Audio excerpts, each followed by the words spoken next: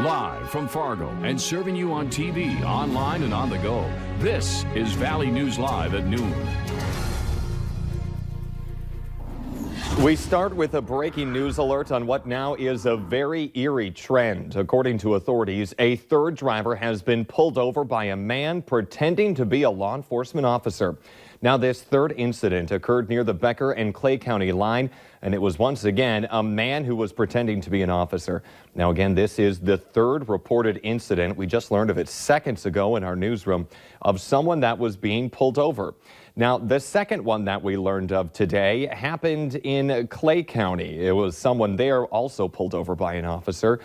It was near Hitterdal. The sheriff's department says the report came in last night. A woman says a white unmarked SUV pulled her over.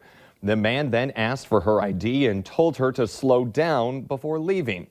And this is eerily similar to a report that was taken in Becker County by Lake Park. In that situation, the Becker County Sheriff's Department says it happened around 7 o'clock last night when a vehicle activated, white and blue lights near a woman driving. The sheriff's office says the man approached her vehicle and then told her that she had a broken light. The man then asked for her identification and then asked her to step out of her vehicle. Because the man did not appear to be an officer, the woman asked to see his credentials. That's when the man went back to his vehicle and drove off. Now, that man is being described as being between 25 to 30 years old with a goatee. At the time of the incident, he was wearing a black winter hat and a dark jacket and what appeared to be a radio microphone on the lapel of his jacket. He was driving what's described as a newer white Jeep. Now, again, there are 3 reports, the third one just coming into our newsroom about this happening in the area, and we'll have more on this disturbing trend tonight on Valley News Live. One of the busiest roads in the metro was forced to shut down some lanes after a T-bone crash today. Now, the call came in around 9:30 this morning for the crash on University Drive and 21st Avenue South. Crews closed down all but one of the southbound lanes on University Drive to clear that scene. It's unknown if there were any injuries in the crash at this time. And our weather this morning made for some dangerously slick roads. This right here happened along Highway 10 near Lake Park this morning. The Minnesota State Patrol says luckily no one was injured in that rollover. A little farther to the south, this vehicle went off the road and rolled into the ditch. This also happened along Highway 10, but closer to St. Cloud. Luckily, again, no one was injured in this crash either. In the metro, don't let our current sun fool you. It is still slick outside. For what we can expect for our weather today, let's head on over to Storm Team meteorologist Lisa Green. It sure is, because we're not warming up. In fact, our temperatures have been dropping since this morning and will continue to be on the chilly side, well below freezing, close to 0 through the rest of the day today. We've got that beautiful blue sky, though. At least we've got that. And the wind is starting to ease up somewhat for us, too, and that will continue as we head into the evening hours tonight.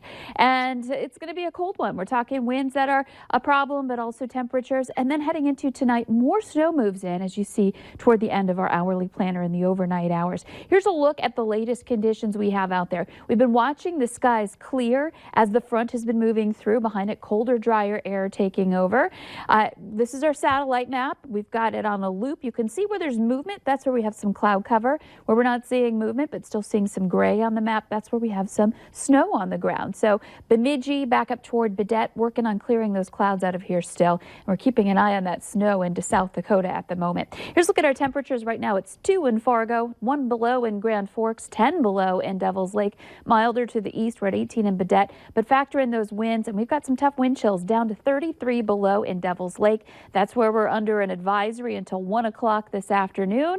And another advisory takes its place tonight, a winter weather advisory for that next round of snow. We're going to talk more about that coming up in just a few minutes. All right, look forward to it. Thank you, Lisa. New for you at noon, a woman in Minnesota is now convicted of running a sex trafficking ring out of her business by the Twin Cities. 52-year-old Shuzin Lan was convicted on multiple sex trafficking charges. Members of a task force started the investigation after seeing someone post online ads selling sex. And it was one run through a massage parlor in White Bear Lake and a wellness center in Woodbury. When authorities busted the brothel, multiple victims were identified and removed. Also new at noon, one person is under arrest in connection to the shooting death of a man in Minot. Our sister station in Bismarck says more information on who was arrested will be released later today. This stems from the shooting that killed 29-year-old Dominic Stevens on Sunday. Police say the public is not in danger. Stay with us here at Valley News Live as we learn more on this story. Authorities in northern Minnesota took heroin and fentanyl off the streets after a drug bust. The Leech Lake Tribal Police Department, along with other agencies, executed a search warrant for illegal drugs at a home in Cass Lake. During the search, officers found heroin, fentanyl, drug paraphernalia, and a handgun inside. 34-year-old Shantis Turnage and 31-year-old Eric Fairbanks were arrested. 6 candidates are set to face off tonight in the 7th Democratic presidential debate. They're meeting at Drake University in Des Moines, Iowa, just weeks before the first contest of the primary season. Skylar Henry has the details.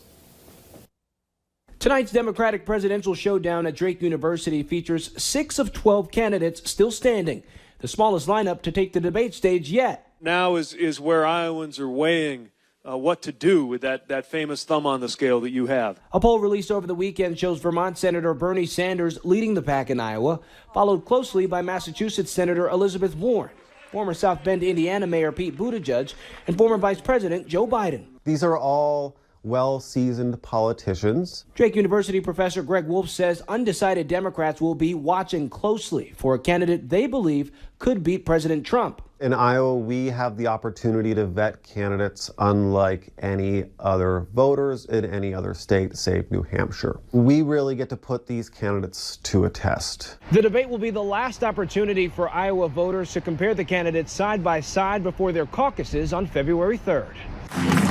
Senator Amy Klobuchar and billionaire businessman Tom Steyer will join Sanders, Warren, Biden, and Buttigieg on stage. No minority candidate will be there, even though Andrew Yang and former Massachusetts Governor Deval Patrick are still in the 2020 contest. Does that resonate to folks that you're speaking with at all? Oh, absolutely. Even Iowans are seriously thinking, how did we get here with that kind of lineup? Senator Cory Booker suspended his campaign Monday after failing to reach the poll numbers to qualify for tonight's debate. Skylar Henry, CBS News, Des Moines, Iowa. The 4 Democratic senators running for president will be off the campaign trail to serve as jurors in President Donald Trump's looming impeachment trial.